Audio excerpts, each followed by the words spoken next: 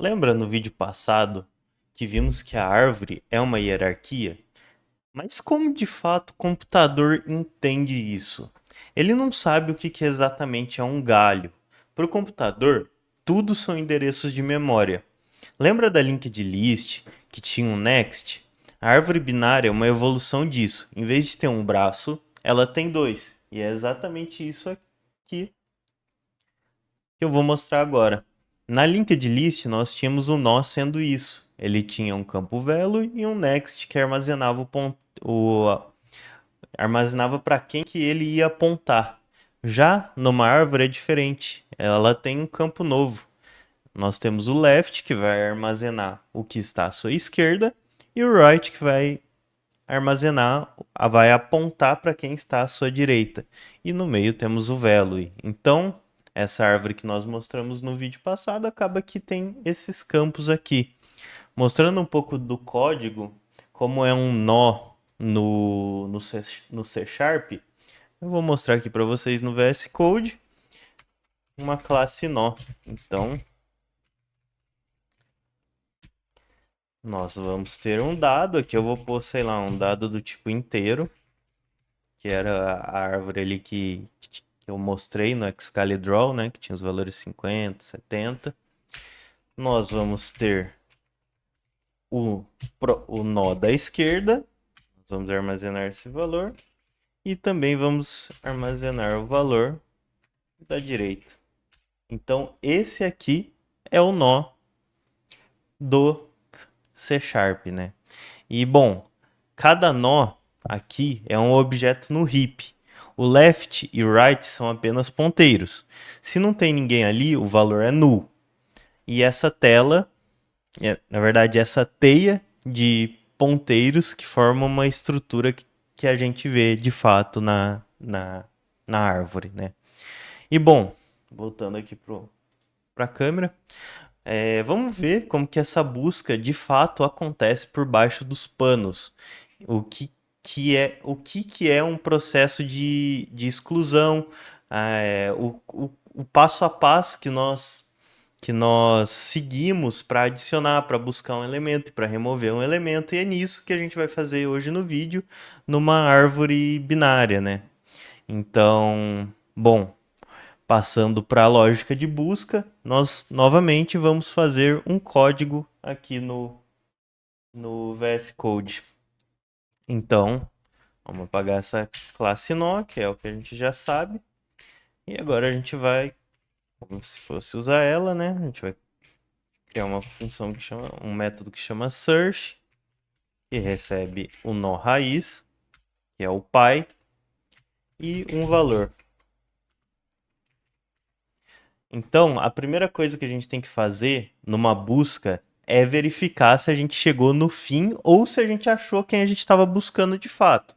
Então, essa é a primeira verificação que a gente vai fazer. Vamos lá. Se o valor raiz que a gente está recebendo for nulo ou o root.data for igual à chave que estamos buscando, nós retornamos, fazer assim, nós retornamos o root. Beleza. Tá, mas e se não for? Nós sempre queremos buscar fazer aquela comparação, aquela pergunta. O que eu quero é maior? Eu vou para a direita. Se não, eu vou para a esquerda. E é exatamente essa comparação que a gente tem que fazer agora. O que eu estou buscando, que no caso é a chave, ela é maior do que o root.data atual? Se for, nós retornamos, nós chamamos, no retorno a gente rechama esse método para que ele possa aí sim fazer recursão na árvore, uma linha, né? Descer um nível abaixo. Então a gente vai rechamar para continuar a busca, né? Então a gente vai passar o root.write e a chave. Se não, nós vamos para a esquerda, né? Então a gente só pode estar, o que a gente está procurando só pode estar na esquerda. Então a gente tem que passar o left. Então perceba que a busca numa árvore binária é uma recursão.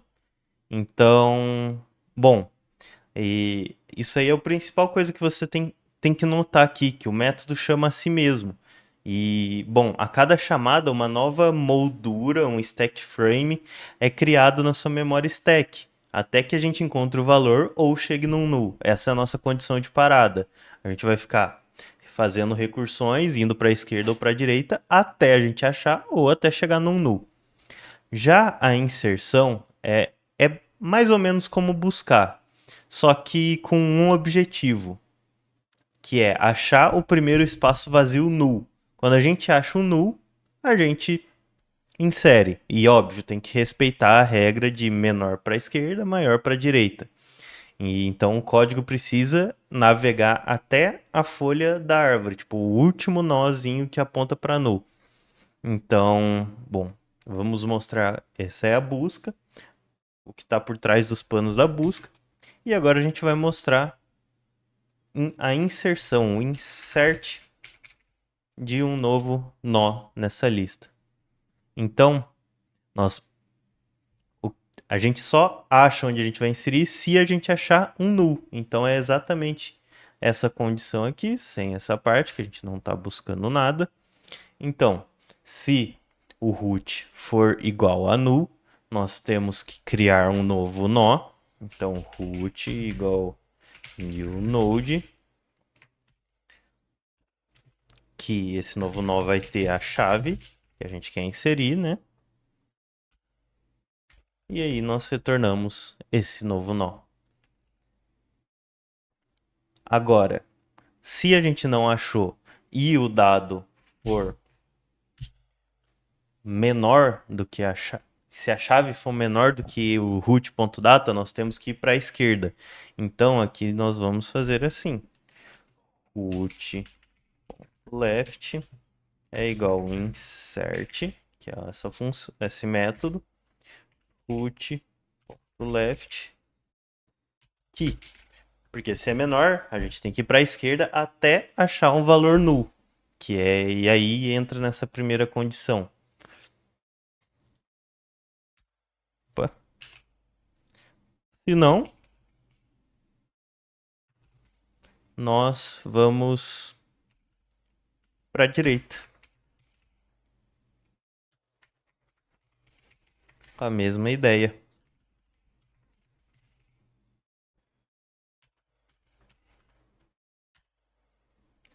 E no final, retornamos o root.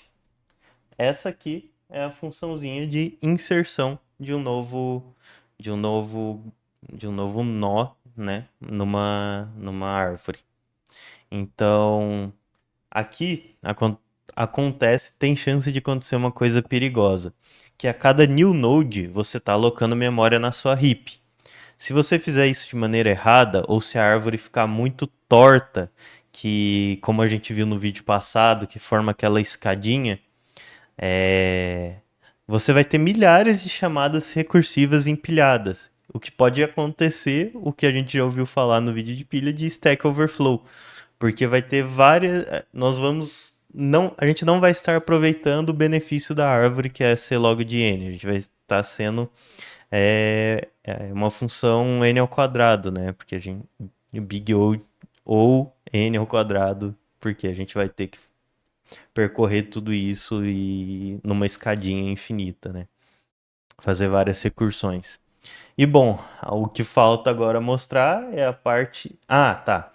Outra coisa importante de se falar é que tanto no insert, esse daqui é um insert básico.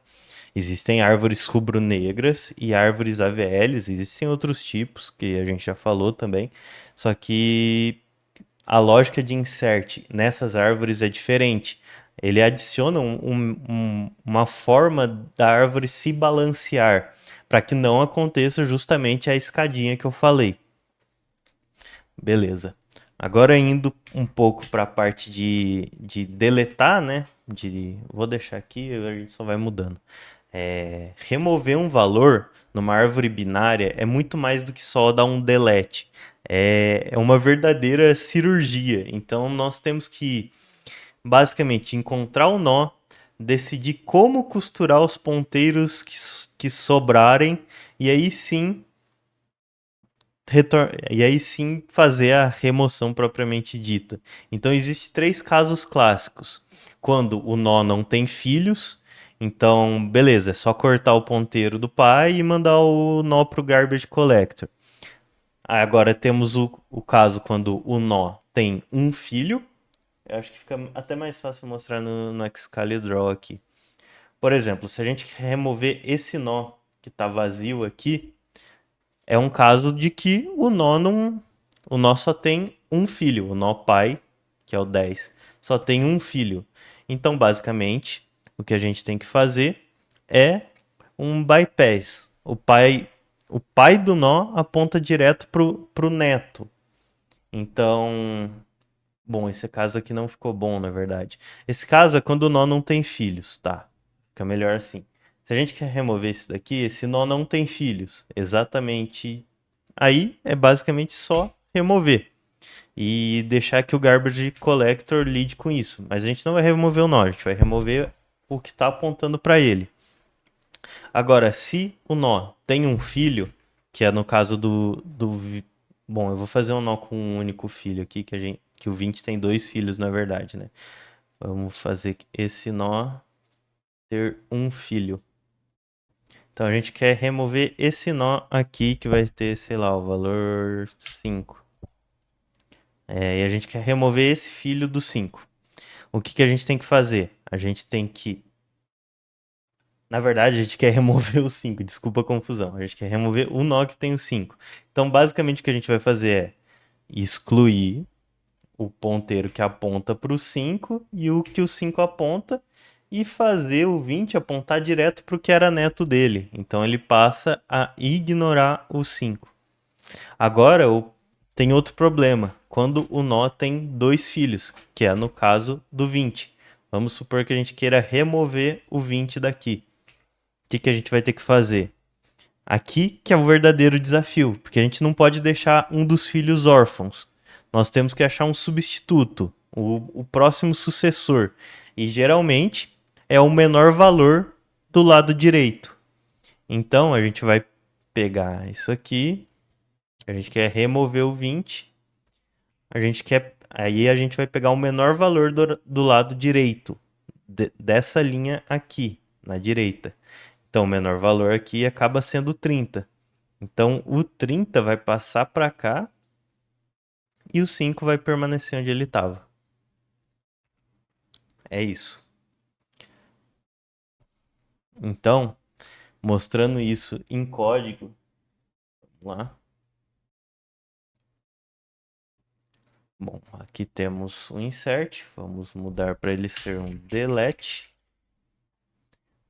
A primeira verificação que a gente tem que fazer é se o nó é nulo. Se for, nós vamos retornar a raiz. E agora vai ser a parte de navegar até o nó que a gente quer remover. Vamos lá. Vou fazer if. Meu Deus, o que eu fiz aqui? Se a chave for menor que o root do data, é aquilo. Nós estamos querendo ir para a esquerda. Então, root to left. Opa. Ponto left é igual o delete. Essa aqui é a mesma lógica de navegação, tanto da busca quanto da inserção, né? Beleza. Se for isso, a gente vai fazer isso. Se não for, se for maior, é sempre a perguntinha que a gente tem que fazer. É maior? Se for maior para a direita, se for menor para a esquerda. Então aqui nós vamos navegar para a direita, se o valor for maior.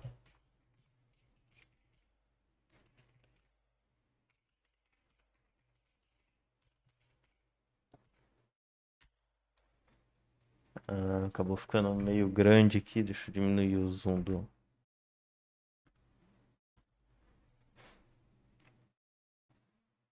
Visual Studio. Beleza.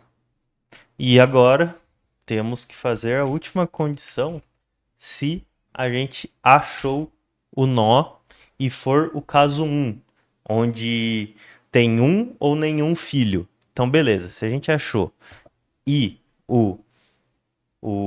a raiz tem um ou nenhum filho, nós temos que fazer essas condições. O root.left vai ser igual a null e nós vamos retornar o root.right.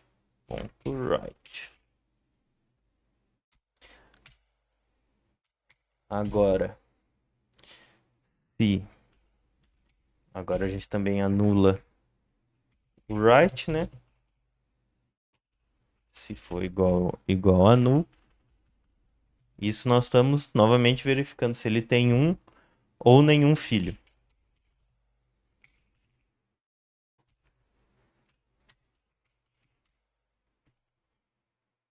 E agora tem o pior dos casos, o caso 3, onde ele tem 2 filhos. Então, a gente tem que pegar o menor valor do lado direito, dessa forma.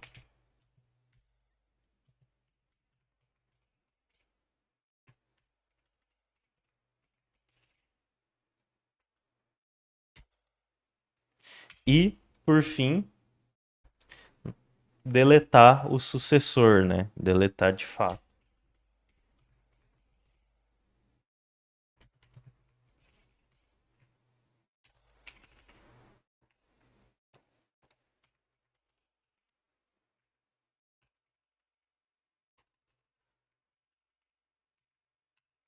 É bem confuso essa parte mesmo. Até eu me perco um pouquinho, honestamente. E, bom, dessa forma, nós conseguimos remover um nó que tem um ou nenhum filho, ou tem 2 filhos, que é com essa forma aqui. Beleza.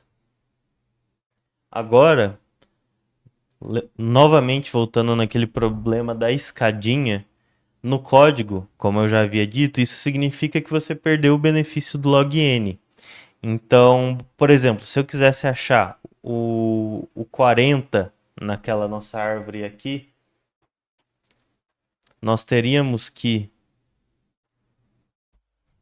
percorrer do 10 para o 30 para o 40. E vamos supor que isso daqui tivesse 1 milhão de itens em ordem. Seria 1 milhão de chamadas. E, bom, nisso a árvore quebrou. Por isso que em sistemas como banco de dados ou índice SSQL Server, o código de inserção é muito mais complexo, que era o que eu estava falando da árvore rubro-negra e da árvore AVL. E porque no código de inserção inclui a rotação para manter a árvore baixa. E, e é exatamente isso que a gente vai falar agora. Mudando para cá.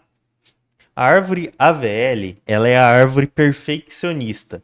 Ela não aceita que um lado seja maior que o outro. Então aqui, ela já esse exemplo aqui ela já não ia aceitar, porque o lado direito é maior que o esquerdo. Então, como que ela faz esse balanceamento? Ela basicamente pega a altura da esquerda, que é a quantidade de níveis aqui, né? Isso aqui. Pior que eu acho que esse caso aqui ela aceitaria, assim. É a altura da esquerda, que no caso aqui é 2, menos a altura da direita. Se esse resultado for diferente de -1, 0 ou 1, nesse caso aqui é -1. A árvore estala e faz uma rotação. Ela literalmente move os ponteiros para que o nó do meio suba e a árvore fique achatada. E, bom, a principal vantagem é que a busca na AVL é sempre muito rápida, porque ela é muito bem equilibrada. Só que se vocês forem analisar, por exemplo, o Sorted Dictionary do .NET e do Java, vocês vão perceber que eles não usam a árvore AVL, eles usam a árvore rubro-negra, a Red Black. Ela é o principal padrão do mercado. Porque a AVL é rígida demais. Então, ela sempre vai ficar fazendo essas rotações. Isso acaba perdendo performance e, bom, custa caro. Então, a árvore rubro-negra ela é um pouco mais flexível. Ela é uma árvore com nós vermelhos e pretos. E a regra é basicamente todo nó é vermelho ou preto. A raiz, que é, no caso aqui o 10, ela sempre vai ser preta. Os nós vermelhos, vamos supor que esse nó aqui seja vermelho. Ele não pode ter filhos vermelhos e não pode ter dois vermelhos seguidos. Então, se esse daqui fosse vermelho também. Pô, aqui, calma. Eita. Se esse aqui fosse vermelho também, estaria descumprindo essa regra. Então, ela é uma árvore que não garante um equilíbrio perfeito, como é no caso da AVL, mas ela garante que nenhum caminho seja mais que o dobro do outro. No mundo real, você ganha performance que nessa você insere e deleta dados o tempo todo. Então, por exemplo, no sorted dictionary do .NET, nós sempre vamos estar inserindo e removendo dados várias vezes. E a rubro-negra ganha justamente porque ela não tem que ficar fazendo rotações toda vez que isso acontece. Nisso que ela ganha performance. Então, bom, para você ter uma ideia, em uma árvore balanceada com 1 bilhão de registros, no caso do uma AVL, por exemplo, você só precisa de 30 passos para achar qualquer dado que você estiver buscando. Se fosse um array ou uma lista, seria 1 bilhão de passos, porque é contínuo. Então, você entende onde acontece a diferença de performance que dá valor para o seu código? E, bom, eu não mostrei de fato o código da AVL da Rubro Negra, que é um pouco mais complexo, talvez sendo um vídeo, eu não sei. E, bom, essas são as principais diferenças entre uma árvore AVL, uma árvore rubro-negra e uma árvore binária. E aqui vocês puderam ver como é por trás dos panos de uma inserção, remoção e busca em uma árvore binária. Como eu disse, na rubro-negra e AVL a inserção é um pouco mais complexa, porque tem que colocar essas regras que eu falei de balanceamento. E, bom, talvez caiba um vídeo disso, eu vou pensar nisso. Bom, para finalizar, esse foi o vídeo. Obrigado para quem assistiu até aqui. Espero que tenha ficado claro. Um, um pouquinho no meio do vídeo eu me perdi um pouquinho também. É meio complicado essa parte de árvore. É um assunto que eu sempre fiquei meio confuso, mas eu espero que eu tenha conseguido me corrigir durante o vídeo e melhorado o meu raciocínio. Então, se você gostou, deixa um like, se inscreve no canal. Novamente, esse canal aqui faz parte de um projeto de extensão da Universidade Federal de Alfenas, onde eu sou coordenador, e o orientador desse projeto é o professor doutor Paulo Alexandre Bressan. Então, se você gostou, deixa o like e até mais.